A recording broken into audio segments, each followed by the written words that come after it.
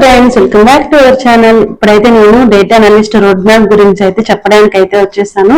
Instagram లో అయితే నాకు ఎన్ని క్వశ్చన్స్ చాలా అంటే చాలా questions data analyst road map చెప్పమని చెప్పి, సో నేను ఒక క్వశ్చన్ Q&A అండ్ పోల్ కూడా పెట్టాను. అందులో చాలా మంది ఎస్ మాకు రోడ్ మ్యాప్ కావాలి అని చెప్పారు. So data analytics only excel నేర్చుకుంటే సరిపోతుందా, లేకపోతే SQL నేర్చుకోవాలా, పైథాన్ నేర్చుకోవాలా, ఎక్కడి నుంచి స్టార్ట్ చేయాలి అని ఇలా చాలా మంది చాలా కన్ఫ్యూజింగ్ గా ఉంటారు. సో ఈ వీడియోలో నేను ఆ కన్ఫ్యూజన్ లేకుండా మొత్తం క్లియర్ గా అయితే ఎక్స్ప్లెయిన్ చేసి అనాలిటిక్స్ మూవ్ అవ్వచ్చా, మూవ్ అయితే జాబ్స్ వస్తాయా, లేకపోతే ఫేక్ ఎక్స్పీరియన్స్ పెట్టుకొని మూవ్ అవ్వచ్చా, ఫ్రెషర్ గా మనం స్కిల్స్ నేర్చుకొని వెళ్ళొచ్చా అని ఇలా చాలా మంది చాలా క్వశ్చన్స్ అయితే అడిగారు. సో ఇందులో అయితే నేను కొన్ని క్వశ్చన్స్ కి అయితే ఆన్సర్ చేస్తాను. ఫస్ట్ అయితే మనము రోడ్ మ్యాప్ గురించి అయితే మనం తెలుసుకుందాం, ఓకేనా. డేటా అనాలిటిక్స్ అంటే ఏంటో మనం ఫస్ట్ అయితే అర్థం చేసుకోవాలి.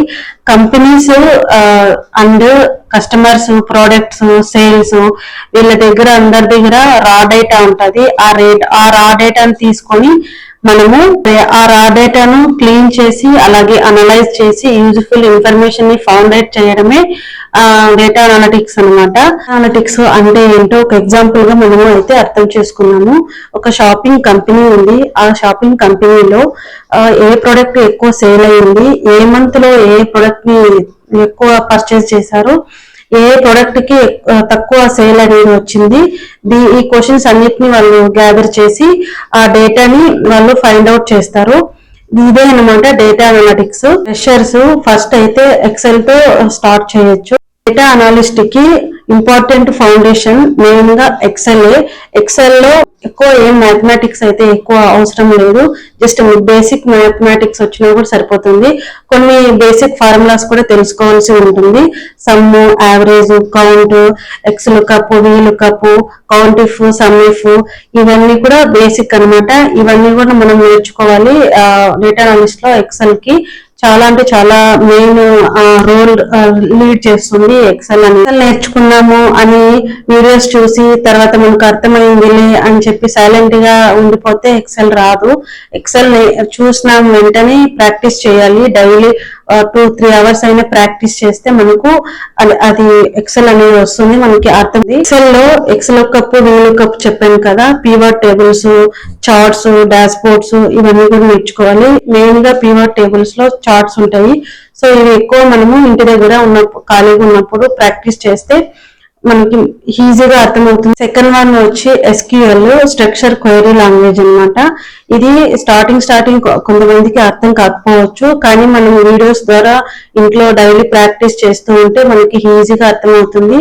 సో నాకు కూడా SQL స్టార్టింగ్ చాలా కష్టంగా ఉండింది. నేను మా హస్బెండ్ తనకి తెలుసు కాబట్టి తన దగ్గర నేను బాగా నేర్చుకున్నాను.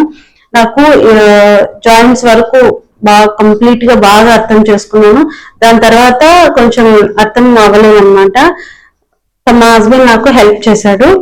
మనము SQL లో అంటే ఏంటో ఇప్పుడు తెలుసుకున్నాము. SQL లో కంపెనీస్ లలో లార్జ్ అమౌంట్ ఆఫ్ డేటా ఉంటుంది అనమాట. ఆ డేటాని డేటాబేస్ లో స్టోర్ చేస్తారు, దాన్నే SQL అంటారు. డేటాబేస్ నుంచి ఆ డేటా రిట్రీవ్ చేయడానికి SQL యూజ్ చేస్తారు. SQL లో మెయిన్ గా బేసిక్ గా ఉండేటివి సెలెక్ట్, వేరు, group by, order by, joins, తర్వాత అడ్వాన్స్ గా అంటే సబ్ క్వైరీస్, ఇంకా ఇలా చెప్పుకుంటూ పోతే చాలా ఉన్నాయి. సో మీరు ఫ్రెషర్ గా వెళ్ళాలి అనుకుంటే కొన్ని బేసిక్స్ వరకు అయితే నేర్చుకోవాలి. CTS అండ్ విండోస్ ఫంక్షన్స్ నేర్చుకోవాలి. SQL ఫస్ట్ లో అయితే చాలా కష్టంగానే ఉంటది, ప్రాక్టీస్ చేస్తే మనకు ఈజీ అవుతుంది. థర్డ్ వన్ వచ్చి పవర్ బిఐ చాలా ఈజీ అనమాట.